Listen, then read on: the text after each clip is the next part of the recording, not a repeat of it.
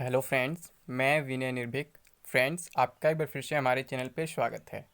Friends, आज मैं RRB NTPC exam का फुल डिटेल्स लेकर के आया हूँ, यानी कि पूरा डिटेल्स एक साथ कि सेवन्थ फेज़ कब होगा, मतलब कब तक हो सकता है, क्योंकि फ्यूचर है फ्रेंड्स। ठीक है, आंसर की कब तक आ सकता है, सीबीटी 1 रिजल्ट कब तक आ सकता है, फिर सीबीटी 2 एग्ज़ाम कब हो सकता है। क्योंकि जब मैं अलग अलग वीडियो लाता हूँ तो अगर मैं बताता हूँ कि रिजल्ट इस महीने आ सकता है तो आप लोग पूछते हैं अभी सेवन्थ फेज हुआ ही नहीं, पहले सेवन्थ फेज बताओ कि सेवन्थ फेज कब होगा। फिर जब मैं सेवन्थ फेज का वीडियो लाता हूँ तो आप लोग रिजल्ट का पूछते हैं, सीबीटी 2 का पूछते हैं। इसलिए मैंने सोचा कि क्यों ना आज सारी बातें एक साथ एक ही वीडियो में कवर कर लिया जाए और सारी बातें एक साथ आप लोग को बता दी जाए। ठीक है, इसलिए मैं ये सब लेकर के आया हूँ। और सबसे पहले फ्रेंड्स मैं बात क्लियर कर दूँ कि अभी तक जो है रेलवे की तरफ से या फिर आरआरबी की तरफ से कोई कंफर्मेशन नहीं मिला है कि एनटीपीसी सेवन्थ फेज पोस्टपोन हुआ है या फिर होने वाला है। ठीक है, क्योंकि अभी कुछ दिन पहले एक रूमर फैला था, एक ईमेल शेयर किया गया था कि जिसमें रेलवे कह रहा था कि एग्ज़ाम हम अभी नहीं करा पाएंगे, कोई वजह से ये वो। तो फ्रेंड्स, आपको मालूम है कि जो रेलवे एक नोटिस आज तक न दे सका एग्ज़ाम डेट का या फिर पोस्टपोनमेंट का, वो आपको पर्सनली ईमेल कैसे कर सकता है। तो वो बिल्कुल फेक था, उस पर विश्वास ना करें। ठीक है, अभी तक रेलवे की तरफ से कोई ऑफिशियल कंफर्मेशन नहीं है। और मैं तो आपसे शुरू से कह रहा था कि ये ऐसी वैकेंसी है कि जिसका कोई ठिकाना नहीं है, कब इसका एग्ज़ाम शुरू होगा, कब ख़त्म होगा, ज्वाइनिंग जाते जाते कितना साल लग जाएगा। और सिचुएशन आप देख रहे हैं। अब तो मान लीजिए बीच में कोरोना का भी एक बहाना मिल गया, बहाना के कोरोना की रियलिटी कह सकते हैं। कोरोना वाकई सिचुएशन ख़राब कर दिया पूरे देश का। बट ये लोग अगर चाहे होते तो अब तक सीबीटी 1 कंप्लीट कर लिए होते। ठीक है, लेकिन ऐसा नहीं हो पाया।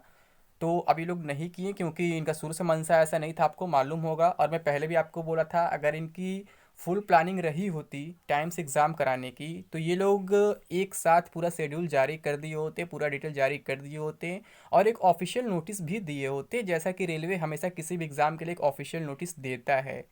आपको मालूम होगा ये एग्ज़ाम 28 दिसंबर से स्टार्ट हुआ था। ठीक है, और ये लोग 8 अप्रैल तक एग्ज़ाम कराए बट कंप्लीट नहीं करा पाए। क्यों? इसका रीज़न मैं आपको बता चुका हूँ कई बार। उसके 13 दिन पहले 15 दिसंबर से आपका मिनिस्ट्रियल कैटेगरी का एग्ज़ाम स्टार्ट हुआ था। उसका एक मतलब कि ऑफिशियल नोटिस पहले ही जारी कर दिया गया था 31 अक्टूबर को ही कि हाँ, हम ये एग्ज़ाम 15 से 18 अक्टूबर कराने लगे, फिर 15 से 24 अक्टूबर के बीच कराने वाले हैं। ठीक है, वो बोल दिए थे। लेकिन एनटीपीसी में नहीं बोले थे। क्यों? क्योंकि मैंने इसका आपको रीज़न दिया था, क्योंकि इनका कोई प्रिपरेशन नहीं था। और इन्होंने क्या किया था, मीडिया इंटरेक्शन में बोल दिया था कि हम 28 दिसंबर से एग्ज़ाम कराएंगे। तो इस वजह से जब ये लोग ट्रोल होने लगे सोशल मीडिया पे कि अभी तक आपने कोई मतलब ऑफिशियल नोटिस नहीं दिया है तो फिर आप एग्ज़ाम कैसे कराएंगे 28 दिसंबर से। तो ट्रोल होने की वजह से ये लोग क्या किया, अचानक एग्ज़ाम स्टार्ट कर दिए, जिसकी वजह से काफ़ी कैंडिडेट्स का नुकसान भी हुआ। क्योंकि मैं भी बोल रहा था एग्ज़ाम 28 दिसंबर से नहीं हो पाएगा, क्योंकि मैंने हर बार आपको प्रूफ के साथ बात किया है, जो भी किया है। मैं खुद आपको कॉल रिकॉर्डिंग वगैरह सुनाया था कि जो मतलब बोर्ड वगैरह से मिल रहे थे, जो आप लोग कॉल वगैरह कर रहे थे, जो भी कैंडिडेट्स थे आप लोग के बीच में, वही लोग कॉल करके हमको रिकॉर्डिंग सेंड करके सुना रहा था मैं। और प्लस आप ये भी जान रहे थे कि कोई नोटिस नहीं आया था और रेलवे हमेशा बिना नोटिस दिए कोई एग्ज़ाम नहीं कराता था, बट फर्स्ट टाइम ऐसा किया था। और अभी आप ग्रुप डी का भी कंडीशन देख रहे हैं कि ग्रुप डी का भी उसी मीडिया इंटरेक्शन में बोला गया था कि अप्रैल फर्स्ट वीक में स्टार्ट करा दिया जाएगा। लेकिन उसका भी अभी तक कोई नोटिस नहीं आया, ना तो एग्ज़ाम डेट का नोटिस आया, ना ही पोस्टपोनमेंट का नोटिस आया। और आपको एक बात मालूम होगा, अगर कोई भी कमीशन, कोई भी आयोग, कोई भी बोर्ड होता है, जब एग्ज़ाम डेट डिक्लेयर करता है पहले से और फिर अगर उसे पोस्टपोन करना पड़ जाता है तो दोबारा नोटिफाई करता है। बट अभी क्या रेलवे का सिचुएशन है ग्रुप डी के मामले में, वो ना तो कोई नोटिफाई कर रहा है, ना तो कोई नोटिस दे रहा है, न ही कोई मीडिया इंटरेक्शन कर रहा है। और अब न्यूज़ में ये आ रहा है कि हमने तो अभी रेलवे ग्रुप डी का कोई एग्जाम डेट डिसाइड किया ही नहीं है। यानी समझ रहे हैं जो मैं आपसे शुरू से बोल रहा था कि इसे ऑफिशियल नहीं मान सकते, यानी कि मीडिया इंटरेक्शन को आप ऑफिशियल नहीं मान सकते हैं। वो महज क्या होता है, आपके गुस्से को शांत करने का एक तरीका था जो कर लिया गया। अब वही लोग खुद पलट के बोल रहे हैं, कह रहे हैं हम तो कोई डेट नहीं दिए। और जबकि आप देखेंगे हमारे रेल मंत्री पीयूष गोयल जी का ट्विटर हैंडल, वो बार बार बोले, 2 बार बोले हैं जोर दे करके कि हमने रेलवे का एक कैलेंडर जारी कर दिया, शेड्यूल जारी कर दिया है कि एनटीपीसी कब से कब तक चलेगा, ग्रुप डी कब से होगा, इसलिए आप लोग बार बार मुझे परेशान न करें। तो अब आप लोग उनसे पूछ सकते हैं कि वो कैलेंडर कहाँ गया, वो शेड्यूल कहाँ गया।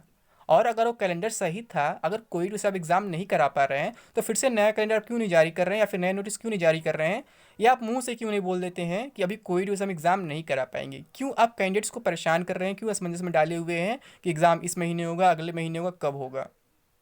तो फ्रेंड्स, इसीलिए मैं बोल रहा था ऐसा कि दो ये लोग काफ़ी गलत कर रहे हैं कैंडिडेट साथ। कैंडिडेट्स क्या हैं, मतलब कन्फ्यूज़ हैं।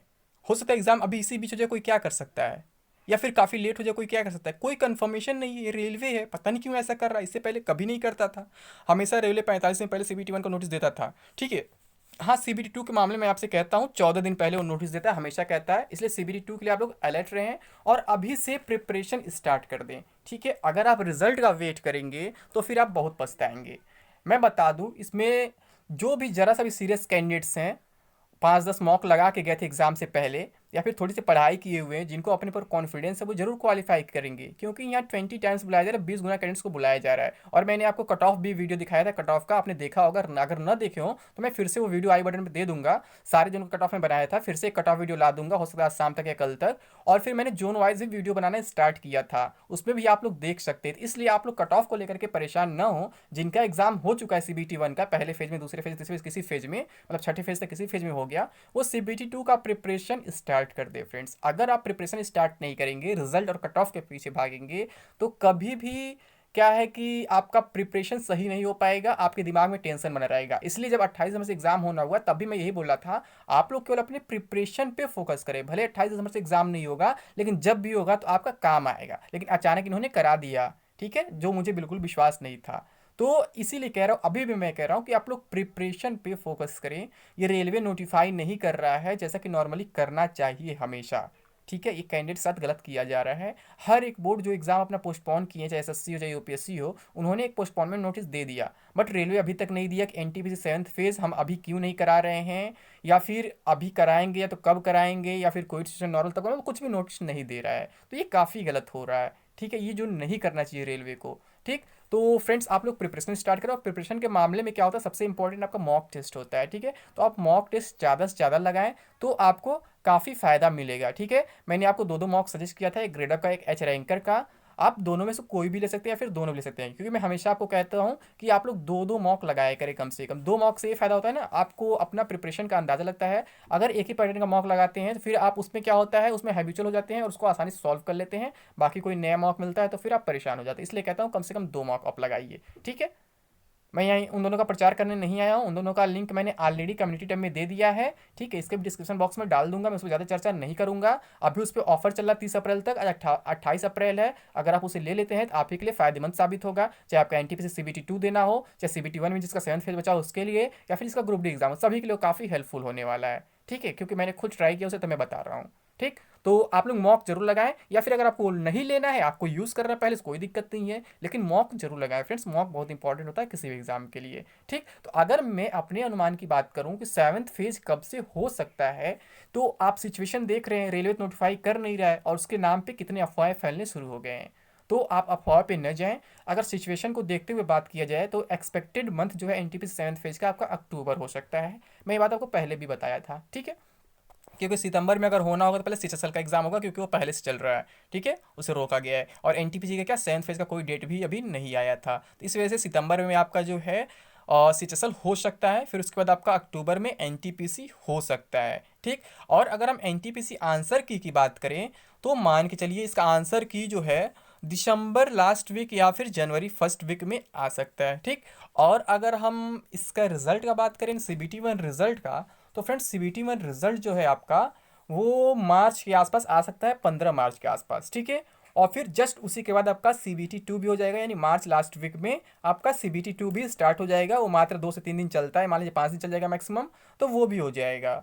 ठीक है, क्योंकि मैं आपको पहले बता चुका हूँ कि उसमें 14 दिन का टाइम मिलता है, कल उससे अधिक टाइम नहीं मिलता है। जब आपका सीबीटी वन का रिजल्ट आएगा उसके जस्ट 14 दिन बाद स्टार्ट हो जाता है। एक ऐसा रेलवे का पैटर्न है। अब हो सकता है इस बार इसका उल्टा कर दे, इस बार लंबा टाइम दे दे, जैसे कि सीबीटी वन में किया है। सीबीटी वन नॉर्मली 45 दिन का टाइम देता है, नोटिस देता है, इस बार कोई नोटिस नहीं दिया, तो हो सकता है इस बार सीबीटी टू में क्या करे, काफ़ी लंबा खींच ले जाए। ये रेलवे कुछ भी कर सकता है। मैं आपको पहले बताया था कि लोग इलेक्शन तक खींच ले जाएंगे, क्योंकि यूपी में इलेक्शन और यूपी का इलेक्शन बहुत बड़ा माना जाता है, तो इसे जो लोग लटका रहे थे, और इसमें इन लोगों का साथ कोरोना भी दे दिया है, तो आप लोग अच्छे से लटका सकते हैं। अब उनको कोई मतलब बहाना मिलेगा, कोई उनको ब्लेम भी नहीं कर सकता है कि क्यों इतना लेट हो रहा है। ठीक है, और अगर हम बात करें ज्वाइनिंग प्रोसेस का फ्रेंड्स, तो मैंने आपको पहले ही बता चुका था कि इसकी ज्वाइनिंग 2023 तक हो पाएगी, अभी नहीं हो पाएगी, क्योंकि इसमें बहुत सारे प्रोसेस हैं। सीबीटी वन है, सीबीटी टू है, फिर आपका स्किल टेस्ट है, फिर आपका साइको टेस्ट है, इसमें बहुत सारे मतलब प्रोसेस हैं, तो फेज़ हैं। तो इस वजह से क्या है कि कह सकते हैं कि अभी इसमें 2 साल और लगने वाले हैं, क्योंकि रेलवे इतना फास्ट काम नहीं कराता है कभी भी।